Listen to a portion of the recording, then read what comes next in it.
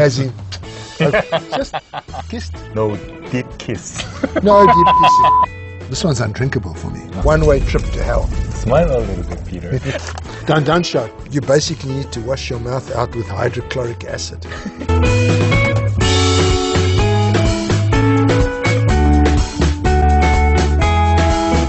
We talk about oak influence today. What is the advantage and disadvantage of the use of oak? There's some interaction there which gives you an interesting mouthfeel.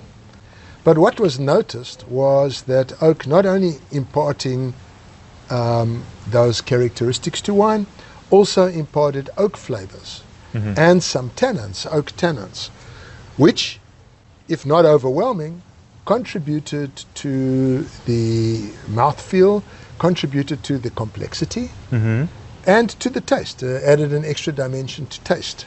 In terms of smell, color, and the mouth? So color-wise, Yeah. oak does affect wine.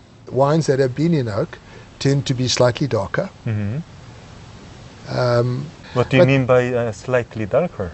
Like this darkness? A yellow, slightly tinged with brown, you can get that as a result of the use of oak, compared to that wine that would have been done in stainless steel or in concrete, something like that. Without any oak influence? Without any oak. Okay. Yeah. And in terms of nose? So on the nose, you'll find the characteristic smell of oak, a little bit of vanilla. Sometimes, particularly with American oak, US white oak, you'll have a smell of dill. Dill? Dill. Uh-huh. Like slightly green, slightly sappy smell. You mean the herb? Yes, Yeah. a little bit like dill that you use with fish. Dill. Yeah. Many people say the chocolate flavor is from oak aging. I can give you an example. Uh-huh. There is a genre of pinotage wines in South Africa today. This genre of pinotage is called coffee pinotage.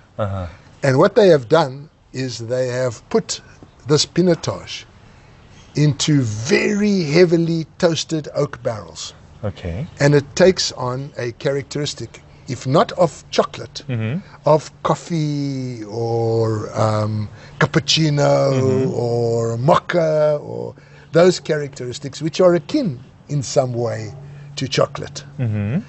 But for me there, what you are seeing there is an absolute attempt to purposely over oak the wine with toasted oak, specifically to get that flavor. People love it. If that's what you like, that's why these people make it. Have at it. You mentioned about French oak and American oak. Many people think a French oak is better than American oak. What do you think? There's not just one French oak. The issue with oak is the forest that it was grown in. So certain French oak is tighter grained than others, and so the wood pickup is less. Limousin, for example, is a slightly looser grain, and the oak pickup is more. And many winemakers experiment with various different oaks to try and find the oak that suits the kind of wine that they're making and their winemaking style. The other thing that's important is cooperage. In France, the old historical way of doing cooperage is you split the staves, you don't cut them, you don't saw the staves. Even before you make the barrels, you then age them, the oak. Before you make the barrel, you season that wood outside in the elements for anywhere from 2 to 4 years. The longer you leave it, the more expensive the barrel. Now, by comparison, here we have in the United States, Quercus alba, the white oak. And a lot of those original barrels tended to be sawn and not split. Not only that, but they were not aged necessarily seasoned outside, and if so, for not nearly as long. And so there were enormous differences in the effect of those barrels on wine. Now, subsequently, it is possible to get properly seasoned American oak split rather than sawn, made in the same way that barrels are made in Europe. And so you're getting a much higher quality of American barrel. I found some winemakers use also Slovenian oak and or Hungarian oak. Right. So there is a use of Eastern European oak, Slovenian, Hungarian.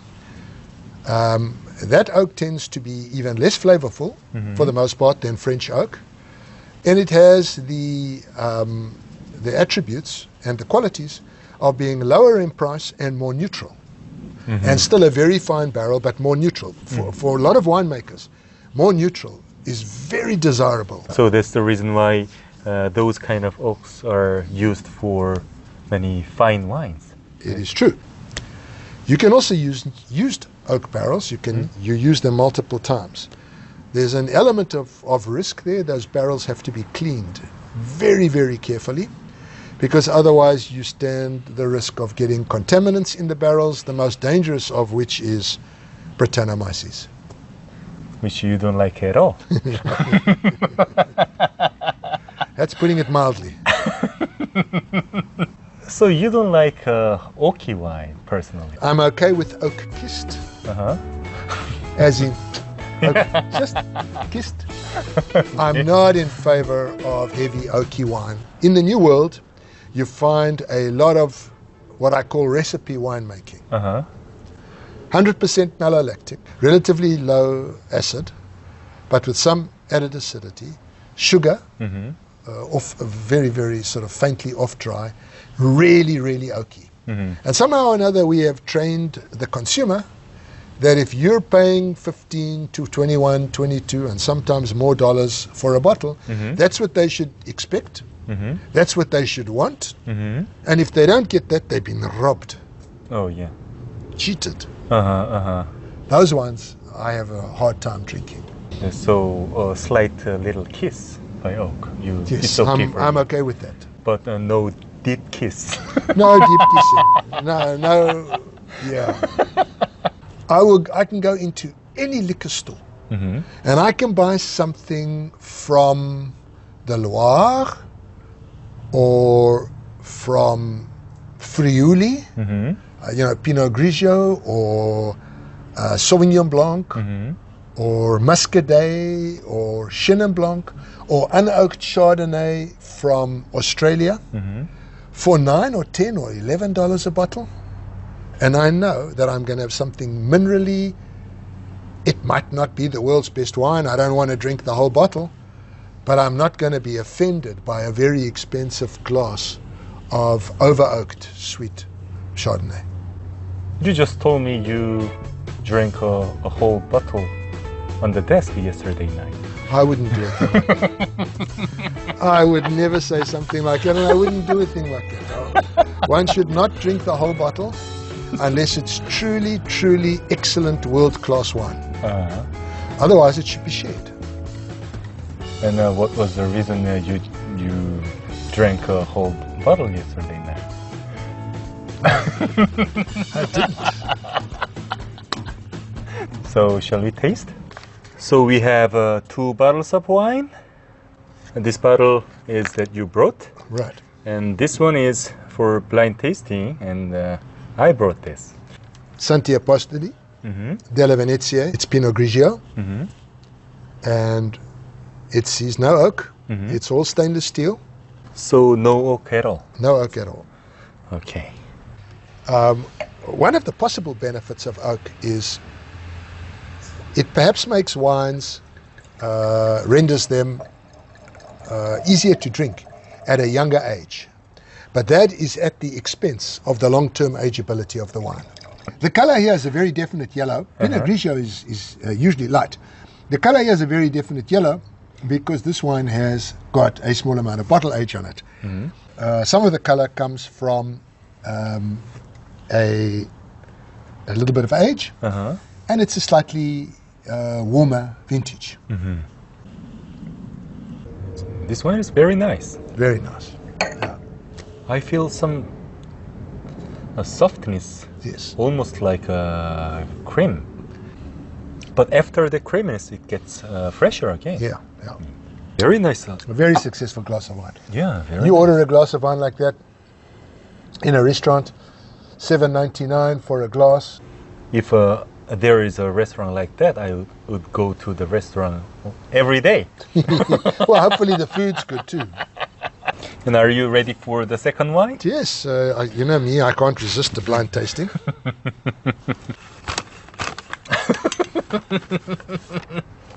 I don't even show you the capsule.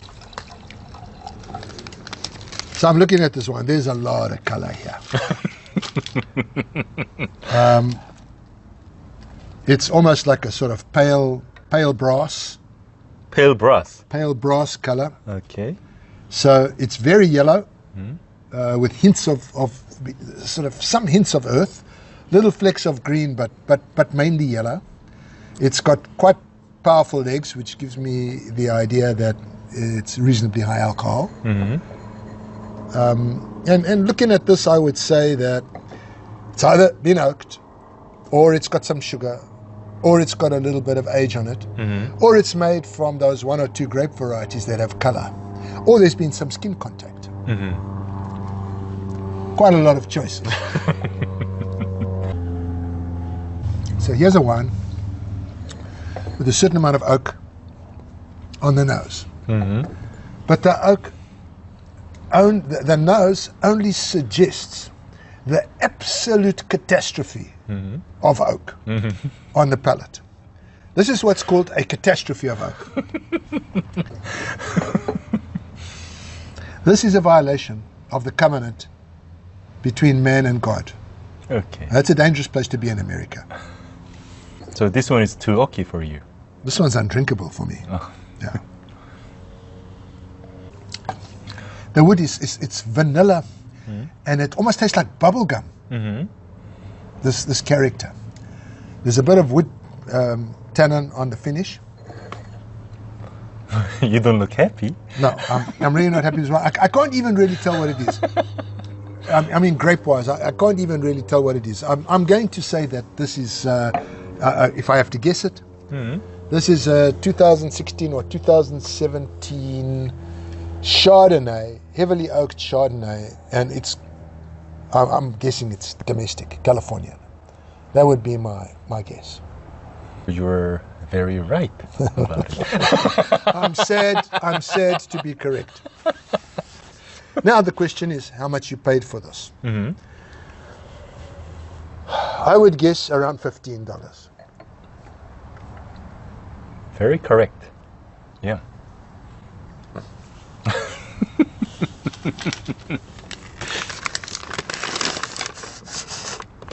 Don't shout, because I've just said all terrible things about the winemaker. And they don't call it that name for nothing.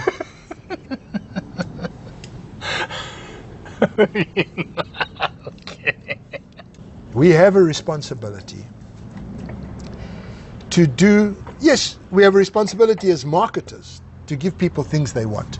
But as wine merchants, we have a responsibility to teach as well, so that they can train their palates to appreciate fine wine.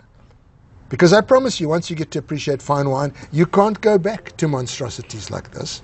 One-way trip to hell. Smile a little bit, Peter. No, I get depressed. I get depressed tasting wine. I mean, I can see what you've done. You've bought a wine that you knew would be a caricature of wine. Yeah. But the fact that it even exists, for me, is a scary, scary thing. It's like hanging on the edge of purgatory, looking into the abyss.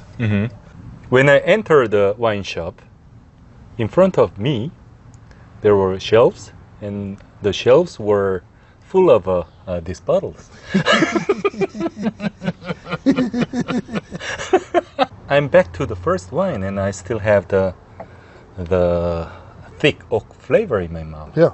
No, when they've done that, what they've done with that wine, with the oak, you basically need to wash your mouth out with hydrochloric acid.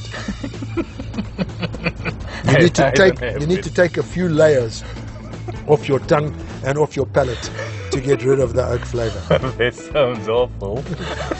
It's probably less awful than the wine. Teach yourself.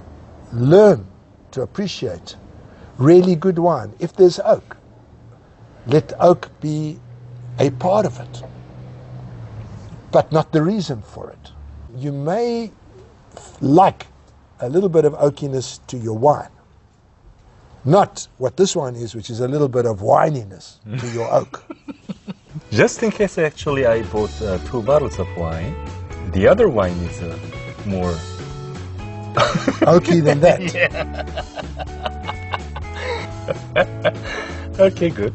I think what you should do tomorrow, you wake up and you run back there and get your money back. Okay, I see.